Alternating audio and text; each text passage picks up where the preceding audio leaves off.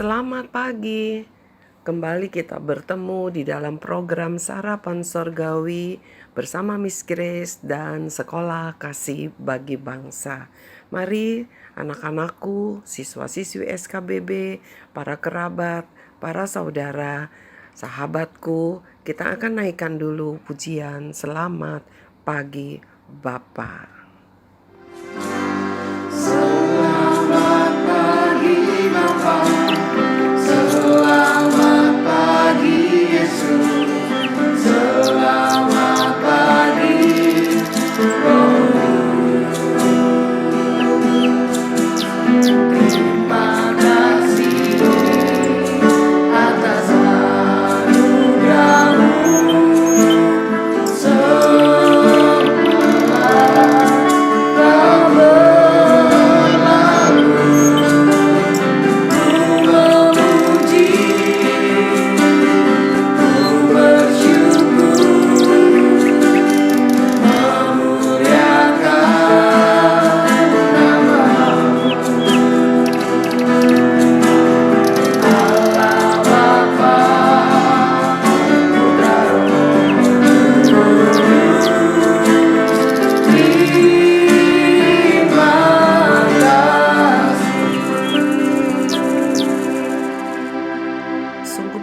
Kasih-Mu kepada setiap kami ya Tuhan, sehingga Engkau masih menganugerahkan kepada kami pagi yang indah, yang selalu dipenuhi dengan berkat-berkat yang baru yang Tuhan telah sediakan bagi kami. Dan pagi ini ya Tuhan, kembali kami telah siapkan dengan luas hati kami menjadi piring bagi makanan rohani yang Tuhan telah siapkan. Mari berfirmanlah, kami sudah menanti-nantikannya. Di dalam nama Tuhan Yesus. Amin. Anak-anak yang Tuhan kasih, di dalam perjalanan orang Israel yang sesungguhnya menggambarkan perjalanan kita menuju tanah perjanjian, hidup yang kekal di sorga nanti. Ada banyak hal yang Tuhan ajarkan kepada mereka dan juga kepada kita. Kita mau baca di dalam kitab Keluaran pasal yang ke-31 ayat yang ke-18. Dan Tuhan memberikan kepada Musa setelah ia selesai berbicara dengan dia di Gunung Sinai kedua loh hukum Allah, loh batu yang ditulis oleh jari Allah. Peristiwa tentang loh batu adalah satu peristiwa yang pasti dikenal dan pernah didengar, disampaikan berulang-ulang, baik di ibadah anak, baik di ibadah para dewasa, baik di ibadah remaja dan pemuda. Artinya setiap orang yang percaya kepada Tuhan Yesus, pengikut Kristus, pasti tahu tentang loh batu ini. Dan pada hari itu Alkitab mencatat ayat yang tadi kita baca di dalam Keluaran pasal 31 ayat yang ke-18, dikatakan bahwa Musa selesai berbicara dengan Tuhan dan Tuhan memberikan dua loh batu, di mana di loh batu itu ada tulisan jari Allah sendiri. Bukan Tuhan berbicara, Musa menulis, tetapi ini Tuhan sendiri yang menulis dengan jarinya, dan Tuhan memberikan kepada Musa untuk apa? Untuk menjadi jimat? Bukan. Ya, ayat firman Tuhan tidak untuk menjadi jimat. Ayat firman Tuhan untuk menjadi tuntunan kita di dalam hidup kita. Harus dilakukan di dalam hidup kita. Ya, bukan menjadi jimat, ditulis, dibungkus di kertas hitam, di kantong merah, diselipin, taruh di kantong baju, taruh di atas pintu, bukan. Ya, itu sangat-sangat berdosa. Firman Tuhan harus ditulis di dalam loh hati kita, di dalam loh hidup kita. Nah, hari ini kenapa sih Tuhan memberikan hukumnya, peraturan maksudnya ya, peraturannya. Mari kita mau belajar mengapa Tuhan memberikan peraturannya. Karena orang-orang Israel ini, keturunan dari Yakub ini, ya, dibawa keluar dari Mesir bukan untuk menjadi budak, tetapi untuk menjadi satu bangsa di negerinya sendiri, di negeri perjanjiannya. Satu bangsa harus mempunyai peraturan. Kalau satu bangsa tidak mempunyai peraturan, pasti akan kacau. Lalu apa yang terjadi dengan peraturan-peraturan satu bangsa? Kita belajar dulu dari bangsa kita, bangsa Indonesia. Sebelum masuk kepada peraturan suatu bangsa, di dalam satu keluarga pasti ada peraturan. Dari keluarga masuk, meningkat lagi. Di sekolah ada peraturan. Ya, di tengah-tengah masyarakat ada peraturan. Ada peraturan di jalan, ada peraturan di gereja, ada peraturan di mal-mal, ada peraturan di toko-toko, ada peraturan di pasar-pasar dan sebagainya. Papa mama bekerja, ada peraturan juga di tempat pekerjaan. Peraturan guru-guru, ada peraturan bekerja di kantor, di sekolah. Semua. Karena tanpa peraturan akan menjadi liar hidup kita. Kita akan berbuat semaunya. Itulah sebabnya Tuhan menuliskan peraturan demi peraturan, hukum-hukum di loh batu untuk disampaikan kepada bangsa Israel. Anak-anak yang Tuhan sayang pada pagi hari ini, apa sih yang Tuhan mau ajarkan kepada kita? Di dalam perjalanan kita, di dalam kasih karunia Allah Tuhan kita, ada banyak peraturan yang harus kita taati juga. Supaya kita tidak menjadi umat Allah yang liar, yang bertindak semaunya. Ada peraturan dari Tuhan yang kita sembah, yang harus kita tahu, kita pelajari, dan kita taati. Dan yang sudah pasti, peraturan daripada Allah yang kita sembah adalah peraturan yang mengatur hidup kita agar kita boleh sampai kepada negeri perjanjian, yaitu hidup yang kekal. Kalau mau tahu peraturannya bagaimana, kalian bisa cari di Alkitab. Dan hari ini saya mau berikan teka-teki. Silakan cari dan hafalkan, ya, tulis begitu, berlomba-lomba, ya, tulis di live chat begitu ya, di live chat atau di Google Classroom, di live chat setahu saya, di kolom komen, di kolom komen 10 firman Allah di apa yang ditulis di loh batu itu. Ya, jadi sekarang teka-tekinya enggak seminggu sekali, tetapi sebulan sekali begitu. Bukan karena pelit dengan hadiahnya, tetapi kami sibuk untuk mengolahnya, begitu ya. Begitu banyak pekerjaan sekolah, mengurus sekolah secara online lebih repot ketimbang bertemu dengan kalian bertatap muka, ya. Oleh sebab itu, ini kuisnya. Perhatikan baik-baik. Cari, saya ulangi, padahal biasanya nggak diulang, ya. Cari apa sih hukum Allah itu yang ditulis di loh batu itu. Nah, anak-anak yang Tuhan sayang, bukankah seringkali kita mengeluh, kenapa sih gak boleh gini, kenapa sih harus begitu? Saya mau katakan, kalau tidak ada peraturan di rumah, pasti di rumah akan menjadi kacau. Tidak ada peraturan tidur, tidak ada peraturan kapan makan, tidak ada peraturan kapan masak. Kamu sudah lapar, tapi tidak ada peraturan kapan mama harus masak. Sehingga mama bilang, terserah mama kapan mama mau masak. Tidak ada peraturan harus bekerja, sehingga terserah saya mau kerja atau tidak kerja. Tidak ada peraturan seorang siswa harus belajar, kapan bikin PR, kapan bermain, kapan nonton televisi, kapan harus tidur dan istirahat. pasti akan menjadi kacau. Oleh sebab itu kita belajar pada hari ini bahwa pertama-tama ketika Tuhan membawa orang Israel keluar menuju ke negeri perjanjian, Tuhan juga memberikan peraturannya supaya orang Israel menjadi satu bangsa yang teratur, menjadi satu bangsa yang kuat.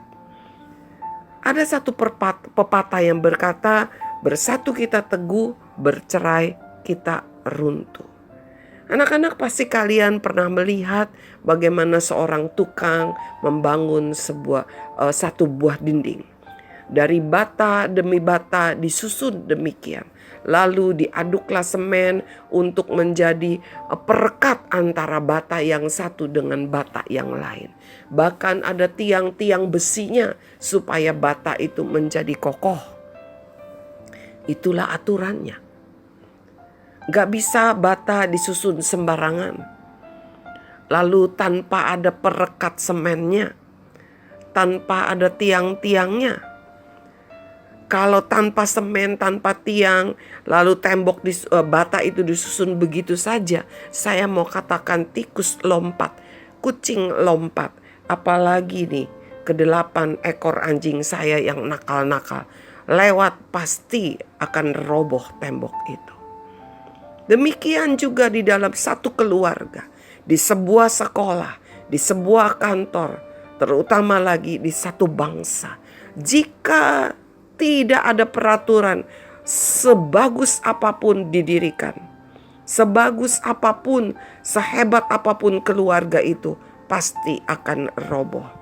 Sebagus apapun, sekeren apapun sebuah sekolah, jika tidak ada peraturan yang benar, maka sekolah itu tidak akan menjadi sekolah yang kokoh. Artinya siswa-siswanya tidak akan menjadi siswa-siswi yang kokoh. Oleh sebab itulah di SKBB ada banyak peraturan, bukan untuk membuat siswa-siswinya atau guru-gurunya atau karyawannya susah, tetapi supaya menjadi kokoh, tidak mudah roboh oleh angin topan kehidupan, tidak mudah roboh oleh angin topan kejahatan di dalam dunia ini. Anak-anak, mari kita mau belajar untuk menjadi anak-anak yang taat.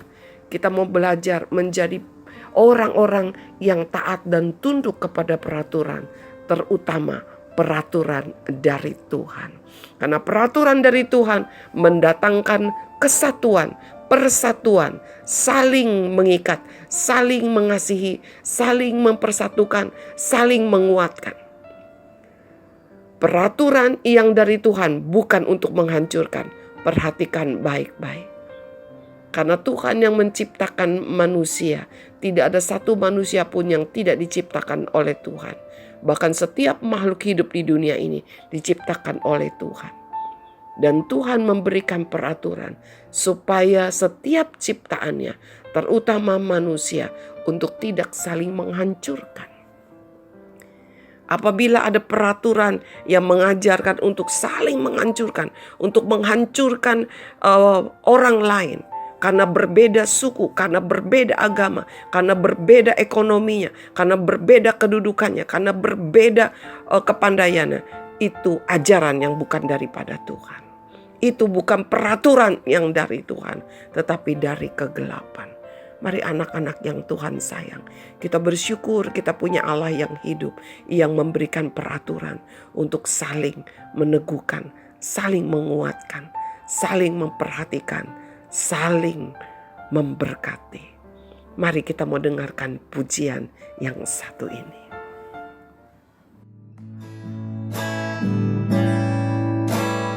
Meskipun tak ku mengerti apa yang ku alami, namun ku yakin Tuhan punya rancangan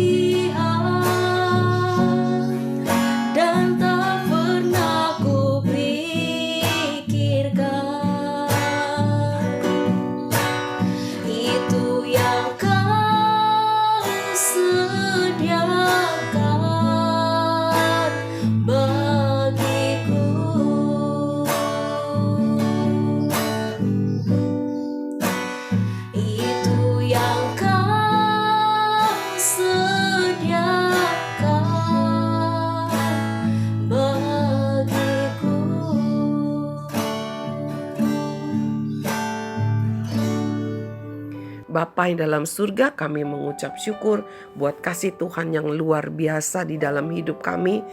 Ada banyak firman-Mu yang boleh kami baca di dalam Alkitab kami. Itu bukan merupakan satu mantra yang dimana ayatnya dapat kami tulis di sebuah kertas, lalu kami boleh bungkus dengan kain merah, dengan kertas merah, kami bawa taruh di dalam saku baju kami, atau kami tempel di atas pintu rumah kami. Tuhan, tidak seperti itu. Tetapi firman Tuhan, peraturan-peraturan yang Tuhan berikan kepada kami, Tuhan ingin supaya itu disimpan di dalam loh hati kami, sehingga memimpin hidup kami menjadi hidup seorang umat Allah yang berjalan di dalam kebenaran. Karena firman-Mu, aturan-Mu adalah aturan kebenaran. Mari ya Tuhan, pimpinlah hidup kami terus di dalam hukum-hukum-Mu, di dalam firman kebenaran-Mu, agar kami boleh menjadi satu umat yang kuat, umat yang benar, umat yang hidup memberkati, bukan untuk menghancurkan, merusak, menyakiti orang lain. Terima kasih ya Bapa, kami mau belajar untuk menjadi umat yang memiliki Allah yang memberikan peraturan yang benar. Di dalam nama Tuhan Yesus, kami juga mau belajar menjadi anak-anak yang taat, tunduk kepada peraturan di rumah kami, di sekolah kami, baik waktu kami di perjalanan juga. Kami sebagai bangsa Indonesia, kami mau belajar bertumbuh menjadi anak-anak yang taat dan tertib kepada peraturan yang diberikan oleh pemerintah kami. Sebagai para dewasa, para orang tua, kami juga mau belajar menjadi orang tua yang memegang peraturan dengan benar, yang hidup teratur. Sebagai seorang karyawan, sebagai seorang guru, kami juga mau belajar untuk hidup teratur, bekerja, taat, tunduk kepada peraturan di mana kami bekerja.